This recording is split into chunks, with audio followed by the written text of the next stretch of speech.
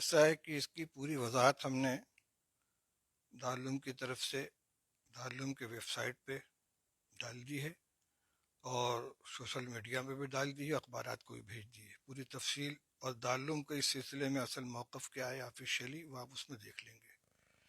جو بیان وائرل ہو رہا ہے اس کی حقیقت یہ ہے کہ کل ضلع افسران نے پی ڈبلیو ڈی کے گیسٹ ہاؤس میں شہر کے ذمہ دار لوگوں کی ایک میٹنگ طلب کی تھی۔ دیوبند میں جو پروٹیسٹ چل رہا ہے عیدگاہ کے اوپر، اور اس کو سامنے رکھ کر اور دیوبند کے عام امن و امان اور یہاں کے قانون ویوستھا کو سامنے رکھ کر مشورے ہو رہے تھے۔ وہ ایک نجی مجلس تھی، مشورے کی میٹنگ تھی، اس میں ہم نے کوئی بیان نہیں دیا ہے۔ جس طرح میٹنگ میں لوگوں نے اپنی رائے رکھی ہے، میں نے بھی ایک رائے رکھی ہے، اور یہ وہی رائے تھی جو ہاؤس کے اندر تمام لوگوں کی طرف سے آئی تھی۔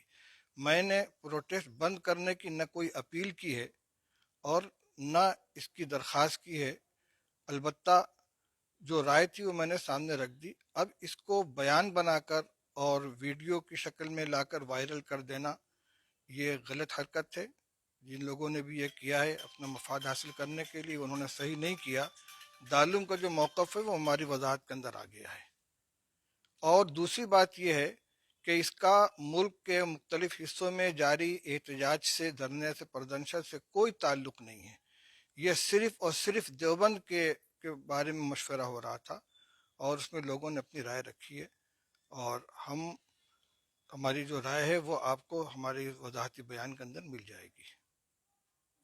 آپ کے بیان سے اتنا ہنگامہ ہوا، پھر اس کے بعد میں آپ نے حمایت بھی کی تھی، 26 جنوری پہ حمایت کی تھی جو پردرشن کاری ہیں، جی مہیلائیں پردرشن پہ بیٹھی تھی، جی 26 جنوری پہ آپ نے ان کی حمایت بھی کی تھی، جی کیا آج بھی حمایت کرتے ہیں؟